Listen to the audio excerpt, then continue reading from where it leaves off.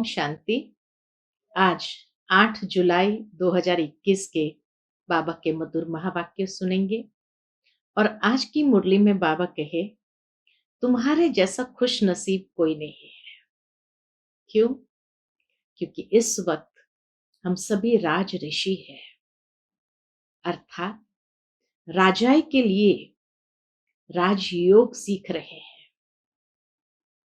साथ ही साथ जो परमात्मा के संस्कार है, उस संस्कार को हम इस वक्त अपने जीवन में धारण करते हैं। परमात्मा के संस्कार है कि वो ज्ञान का सागर है, पतित पावन है। ज्ञान सुना करके सभी पतितों को पावन बनाते हैं। भावार्थ यही है कि ज्ञान अर्थात समझ, और समझ देकर हमें पावन बनाते हैं। कोई हमारे ऊपर दमन नहीं होता कि तुम्हें पवित्र बनना ही है। लेकिन जो बच्चे ज्ञान को यथार्थ रीति समझ जाते हैं, तो उस समझ को धारण करने से अपने आप वो उस पावनता की ओर अपने कदम को बढ़ाते हैं। तो इसीलिए कहा कि भगवान के संस्कार को हम इस समय जीवन के अंदर धारण करते हैं। और इसीलिए नशे से हम सबको सुना सकते हैं कि हमें भगवान पढ़ाते हैं, और उनका सुनकर हम आपको भी सुनाते हैं। सुनते हैं बाबा के मधुर महावाक्य। ओम शांति। मीठे बच्चे, सारी दुनिया में तुम्हारे जैसा खुशनसीब कोई नहीं। तुम हो राज ऋषि। तुम राजाई के लिए राजयोग सीख रहे हैं। प्रश्न है, निराकार बाप में कौन से संस्कार है जो संगम पर तुम बच्चे भी धारण करते हो? उत्तर है, निराकार बाप में ज्ञान के संस्कार है। वह तुम्हें ज्ञान सुनाकर पतित से पावन बना देते हैं। इसलिए उन्हें ज्ञान का सागर पतित पावन कहा जाता है। तुम बच्चे भी अभी वो संस्कार धारण करते हो। तुम नशे से कहते हो हमें भगवान पढ़ाते हैं। हम उनसे सुनकर सुनाते हैं। आज की मुरली का गीत है, आखिर वह दिन आया आज जिस दिन का रास्ता तकते थे। ओम शांति। मीठे मीठे रूहानी बच्चों ने यह गीत सुना। यह महिमा किसकी है? एक बाप की।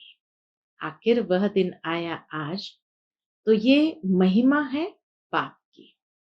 शिवाय नमः। ऊंचते ऊंच भगवान है ना। बच्चे जानते हैं वह हमारा बाप है। ऐसे नहीं कि हम सभी बाप हैं। अगर सर्वव्यापी कहेंगे तो फिर सभी बाप हो गए।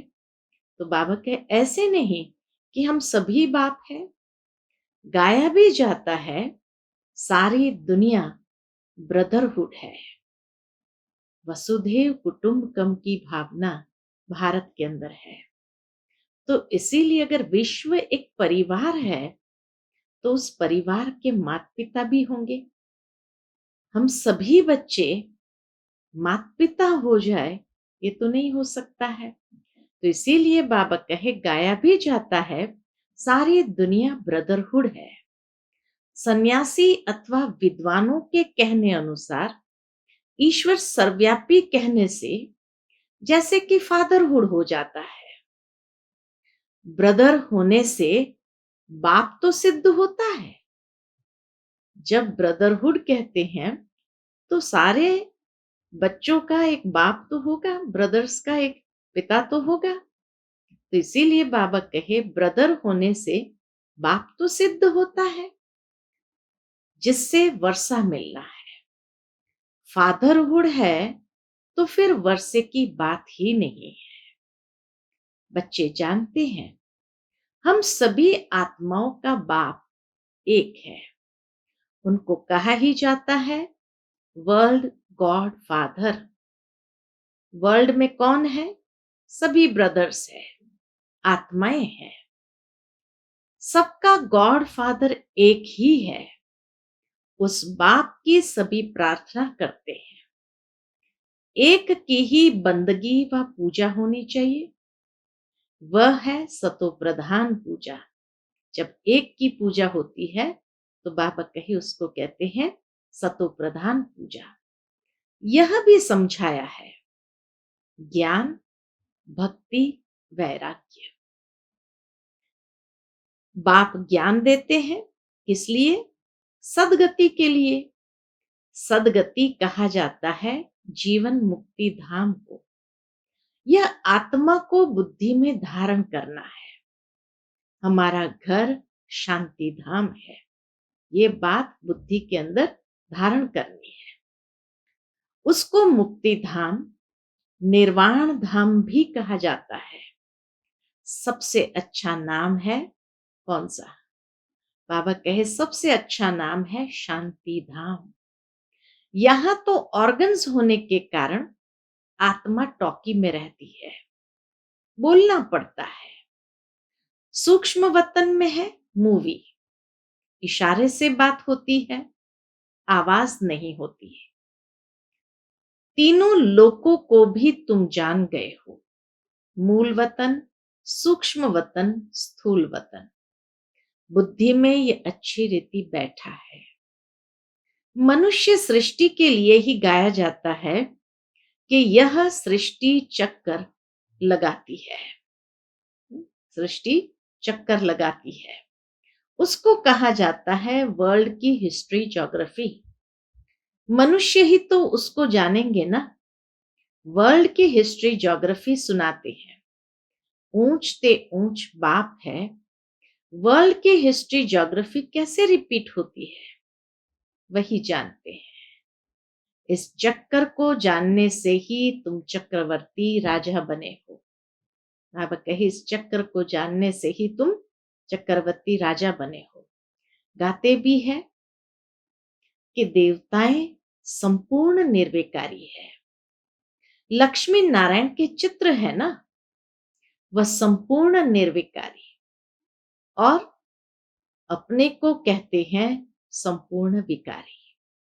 सतयुग में है संपूर्ण निर्विकारी अथवा संपूर्ण पावन। कलयुग में है संपूर्ण विकारी, संपूर्ण पतित। भारत की ही बात है।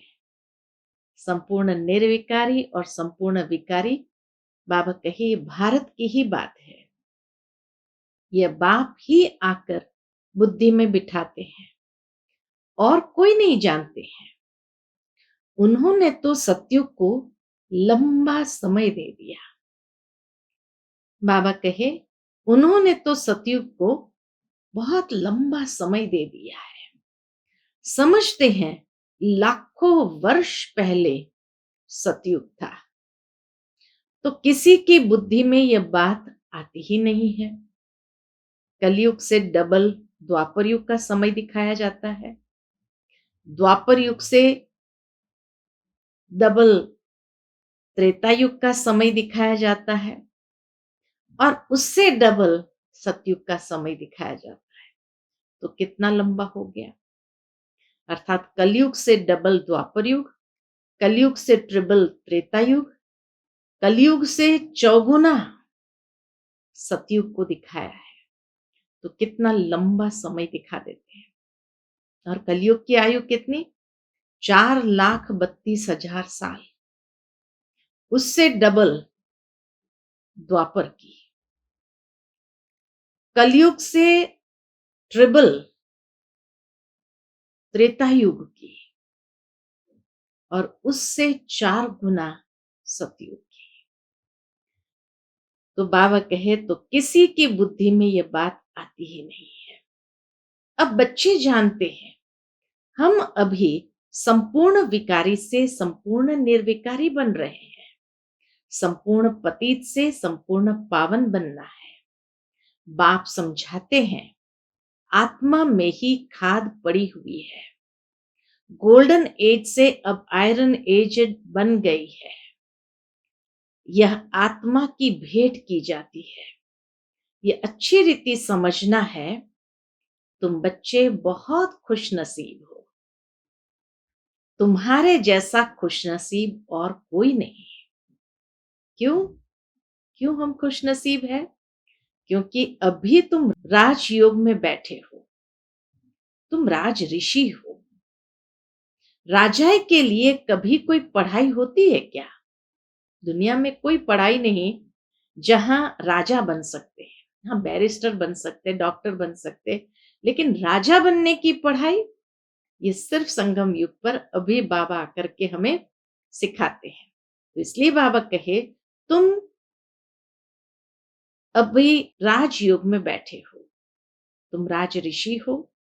राजाई के लिए कभी कोई पढ़ाई होती है क्या? बैरिस्टर बनाएंगे, परंतु विश्व का महाराजा कौन बनाएगा? बाप के सिवाय कोई बना न सके। यहां महाराजा तो कोई है नहीं। सत्युग के लिए तो जरूर चाहिए, किसको जरूर आना पड़े।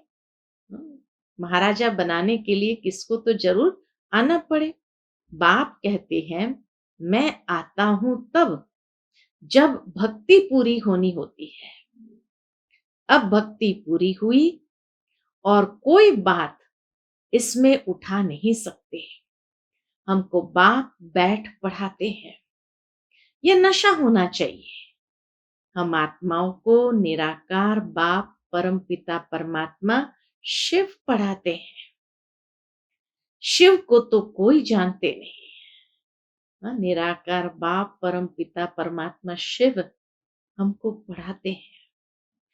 तो हमारे जैसा खुशनसीब कौन हो सकता है, जिसको स्वयं परमात्मा बैठ पढ़ाते हैं। शिव को तो कोई जानते ही नहीं है। अब तुम बच्चे जानते हो, बाबा फिर से स्वर्ग की राजाई स्थापन कर रहे हैं। हम उनको महाराजन श्री नारायण और महारानी श्री लक्ष्मी कहते हैं। भक्ति मार्ग में सत्यनारायण की कथा सुनाते हैं। अमर कथा और तीजरी की कथा। बाबा कहे भक्ति मार्ग में तो ये तीनों कथाएं बहुत चलती, उसमें भी सबसे ज्यादा सत्यनारायण की कथा चलती है। अमर कथा और तीजरी की कथा। बाप तीसरा नेत्र भी देते हैं। नर से नारायण बनने की कथा सुनाई जाती है। वही बातें जो पास्ट हो जाती है वह फिर भक्ति मार्ग में काम आती है। अभी तुम बच्चे समझते हो, बाबा हमको स्वर्ग का मालिक बनाते हैं। हम हकदार हैं। भगवान तो स्वर्ग का रचयिता है ना। हम भगवान की संतान है, तो हम स्वर्ग में क्यों नहीं है? कलयुग में क्यों पड़े हैं? परम पिता परमात्मा तो नई दुनिया रचते हैं। पुरानी दुनिया थोड़ी भगवान रचते हैं। पहले नई दुनिया बनाते हैं, उसके बाद फिर पुरानी को तोड़ेंगे। पहले नई दुनिया बनाएंगे, फिर पुरानी दुनिया को तोड़ेंगे। तुम जानते हो, हम सतयुग के लिए राज्य ले रहे हैं। सतयुग में कौन होंगे? इन लक्ष्मी नारायण की डिनाइस्टी होंगी। और भी तो राजाएं होंगे ना, जिसकी निशानी है विजयी माला। तो 8 है महाराजा महारानी की माला, 108 विजयी माला है राजा रानियों की माला। तो इसीलिए बाबा कहे, इन लक्ष्मी नारायण की डिनाइस्टी होंगी तो और भी तो राजाएं होंगे ना, जिसकी निशानी है विजयी माला। बच्चे जानते हैं, अभी हम विजयी माला में पिरोने के लिए पुरुषार्थ कर रहे हैं। दुनिया में माला का अर्थ कोई नहीं जानते कि यह क्यों पूजी जाती है। ऊपर में फूल कौन है? माला को फेरते फेरते फिर फूल को नमस्ते करते हैं, फिर माला फेरेंगे। माला बैठ सिमरते हैं, कि कहाँ बाहर ख्यालात न जाए, अंदर राम राम की धुन लगाते हैं, जैसे कि बाजा बजता है। बहुत प्रैक्टिस करते हैं। यह सब है भक्ति मार्ग की बातें। हाँ, बहुत भक्ति करने वाले सिर्फ कोई विकर्म नहीं करेंगे।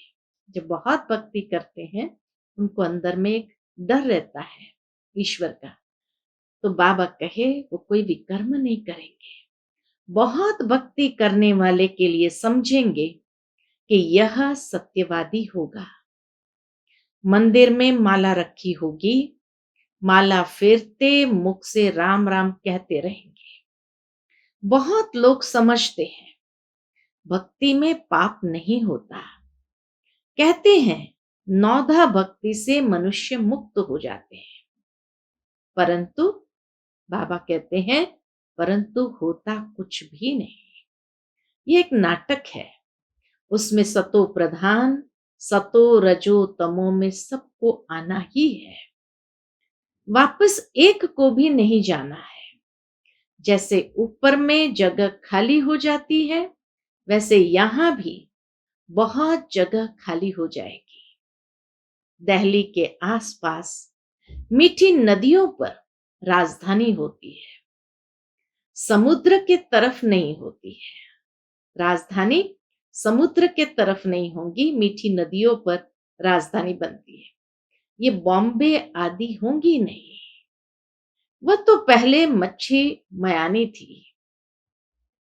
मछली को पालने वाले वहां रहते थे। तो इसीलिए बाबा कहे बंबई तो पहले मच्छी मयानी थी, मछली फंसाने वाले वहां रहते थे। अभी तो समुद्र को कितना सुखाया है, फिर भी मच्छी मयानी होगी। फिर से द्वापर युग आएगा तो फिर से वहां मछली फंसाने वाले ही रहेंगे। सतयुग में तो बॉम्बे होती नहीं, वहां कोई पहाड़ियां आदि भी नहीं होती है। कहां जाने की दरकार ही नहीं होती। यहां मनुष्य थकते हैं तो जाते हैं रेस्ट लेने, पहाड़ों पर जाते हैं रेस्ट लेने। सतयुग में थकने करने की कोई प्रकार की तकलीफ नहीं होती। सतयुग में थकने करने की कोई प्रकार की तकलीफ नहीं होती। तुम स्वर्गवासी बन जाते हो, रिंचक भी तकलीफ नहीं होती। तो अब बच्चों को बाप की श्रीमत पर चलना है। बाप कहते हैं, क्या श्रीमत देते हैं बाबा? बाप कहते हैं मीठे लाडले बच्चों, शरीर निर्वाह अर्थ धंधा आदि तो करना है। स्कूल में स्टूडेंट पढ़कर फिर घर में जाकर पढ़ते हैं, घर का कामकाज भी करते हैं। यह भी ऐसे है। इस पढ़ाई में तो तुमको कोई तकलीफ नहीं है। उस पढ़ाई में कितनी सब्जेक्ट्स होती है? यहां तो एक पढ़ाई और एक ही पॉइंट है, मन मना भव। इससे तुम्हारे पाप नाश होंगे। भगवान वाच है ना, वह समझते हैं। गीता भगवान ने द्वापर में सुनाई, परंतु द्वापर में सुनाकर क्या करेंगे? बाबा कहे गीता कहते हैं भगवान ने द्वापर में सुनाई, अब द्वापर में सुनाकर क्या करेंगे? कृष्ण के चित्र में लिखत बहुत अच्छी है। यह लड़ाई तो एक निमित्त है। गीता में ये अक्षर कहे गए हैं कि लड़ाई तो एक निमित्त है। सब मरेंगे तब तो वापस मुक्ति जीवन मुक्ति में जाएंगे। सो भी सिर्फ लड़ाई में थोड़ी मरेंगे। और किससे मरेंगे? तो बाबा कहे अनेक प्रकार की कैलेमिटीज होगी। बच्चों को कोई दुख नहीं होना चाहिए। मनुष्य का हार्ट फेल होता है तो उसमें कोई दुख नहीं होता है। मौत हो तो ऐसा, बस हार्ट फेल हुआ, गए, कोई तकलीफ नहीं, कोई भोगना नहीं। बैठे बैठे हार्ट फेल हुआ, खलास। जब तक डॉक्टर आए आत्मा निकल जाती है। अब तो सबका मौत होना है। पिछाड़ी में न हॉस्पिटल न डॉक्टर रहेंगे। न क्रिया कर्म करने वाले रहेंगे। कुछ भी नहीं होगा, सबके प्राण तन से निकलेंगे, मूसलधार बरसात पड़ेगी, मौत में कोई देर थोड़ी लगेगी। कोशिश कर रहे हैं ऐसे बॉम्ब्स बनाएं जो मनुष्य फट से मर जाए। ऐसे ऐसे बॉम्ब्स बनाते रहते हैं, बॉम्ब्स की इम्प्रूवमेंट करते रहते हैं। ये ड्रामा में नूंद है, ड्रामा में बना बनाया खेल है। कल्प कल्प विनाश होता है। सतयुग में तुमको ये ज्ञान रहेगा नहीं, बाप को ही आकर ज्ञान देना है। स्थापना हो गई, फिर ज्ञान की बात ही नहीं रहती। फिर जब रावण राज्य शुरू होता है तो भक्ति शुरू होती है। अब भक्ति पूरी होती है, अब तुमको योग बल से पावन बनना है। बाबा कहे अब भक्ति पूरी हुई, अब तुम्हें योग बल से पावन बनना है। पावन बनने से ही सुखधाम शांति धाम में जा सकते हैं। चार्ट रखना पड़े, यह तो समझ गए हो, हमको बाप को याद कर तमो प्रधान से सतो प्रधान यहां बनना है। ऐसे कोई शास्त्र आदि में लिखा हुआ नहीं है। बच्चों ने गीत सुना, कौन सा गीत था आज? आखिर वह दिन आया आज, जबकि भारतवासी फिर राजाओं का राजा बनते हैं। बाबा कहे आखिर वह दिन आया आज, जबकि भारतवासी फिर राजाओं के राजा बनते हैं, राजाओं के राजा अथवा महाराजा बनते हैं। पीछे त्रेता में होते हैं राजा रानी, फिर जो पूज्य महाराजा महारानी थे वह द्वापर में वाम मार्ग में आकर पुजारी बन जाते हैं। आपे ही पूज्य, आपे ही पुजारी हो जाते हैं। बाप कहते हैं मैं पुजारी नहीं बनता। देवताएं पूज्य होते हैं, मैं नहीं बनता। न बाबा पूज्य बनते हैं, न बाबा पुजारी बनते हैं। देवताओं की तरह पूज्य नहीं बनते, अर्थात शरीर में आकर के कोई पूज्य स्वरूप में नहीं होते हैं। तो इसीलिए बाबा कहे देवताएं पूज्य होते हैं, मैं नहीं बनता, ना ही पुजारी बनता हूं। भारतवासी देवी देवताओं के ही मंदिर बनाकर उनका पूजन करते हैं। लक्ष्मी नारायण जो पहले पूज्य थे, फिर भक्ति मार्ग में वही शिव बाबा के पुजारी बनते हैं। लक्ष्मी नारायण ही सबसे पहले पहले आकर शिव की पूजा करते हैं। जिस शिव बाबा ने महाराजा महारानी बनाया, उनके फिर मंदिर बनाकर पूजा करते हैं। विकारी भी कोई फट से नहीं बनते हैं, आहिस्ते आहिस्ते बनते हैं। निशानी भी देवताओं की वाम मार्ग में दिखाते हैं। जो पूज्य लक्ष्मी नारायण थे वही फिर पुजारी बन जाते हैं। पहले पहले शिव का मंदिर बनाते हैं। उस समय तो हीरो को कट कराए लिंग बनाते हैं पूजा के लिए। यह किसको भी पता नहीं है कि परमात्मा छोटी सी बिंदी है। ये तुम अभी समझते हो कि बड़ा लिंग नहीं है। मंदिर तो बहुत बनाएंगे, शिव बाबा के मंदिर हर राजाओं के महल में होगा। तो इसीलिए बाबा कहे मंदिर तो बहुत बनाएंगे, राजा को देख प्रजा भी ऐसे करेंगी। पहले पहले शिव बाबा की पूजा होती है। उनको कहा जाता है अव्यभिचारी सतो प्रधान पूजा। फिर सतो रजो तमो में आते हैं। तुम रजो तमो में आए हो तो नाम ही हिंदू रख दिया, देवी देवता धर्म लुप्त हो गया और नाम ही हिंदू रख दिया है। असल थे देवी देवताएं। बाप कहते तुम असल देवी देवता धर्म के हो, परंतु तुम बहुत पतित बन गए हो, इसलिए अपने को देवता कहला नहीं सकते, क्योंकि अपवित्र हो। हिंदू नाम तो बहुत देर से रखते हैं, एकदम द्वापर शुरू होने से भी नहीं रखते हैं, बहुत देर से रखते हैं। अभी तुम समझते हो हम सो पूज्य थे, अभी संगम युग पर न पूज्य है न पुजारी है। तुम क्या करते हो? श्रीमत पर पूज्य बन रहे हो, औरों को भी बना रहे हो। तुम हो ब्राह्मण, तुम्हारी आत्मा पवित्र होती जाती है। पूरा पवित्र होंगे तो ये पुराना चोला छोड़ना पड़ेगा। बाप कहते हैं बिल्कुल सहज है। पुराना चोला छोड़ना जैसे कि वस्त्र उतारने जैसा है। बूढ़ी माताओं को धारणा नहीं होती है।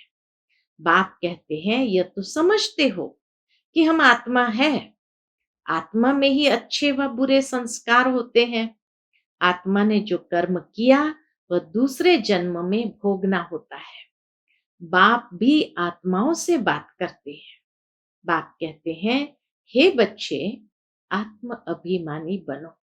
निराकार शिव बाबा निराकारी आत्माओं को पढ़ाते हैं। निराकार बाबा में ज्ञान के संस्कार है। शरीर तो उनको है नहीं, तो वह ज्ञान का सागर पतित पावन है। उनमें सब गुण है।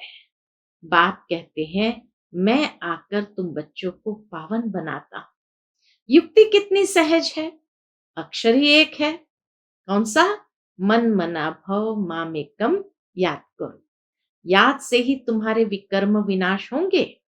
यह भी जानते हो अभी हम ब्राह्मण हैं, फिर सूर्यवंशी, चंद्रवंशी, वैश्यवंशी, शूद्रवंशी बनेंगे। हम ही इस 84 के चक्र में आएंगे। ऊपर से नीचे उतरेंगे, फिर बाबा आएंगे।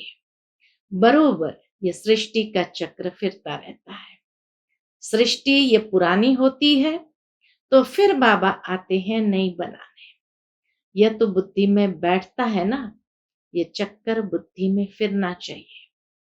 अब तुम स्वदर्शन चक्रधारी बनते हो, जिससे फिर जाकर चक्रवर्ती राजा बनेंगे। अच्छा, मीठे मीठे सिकिलते बच्चों प्रति माता पिता बाप दादा का याद प्यार और गुड मॉर्निंग।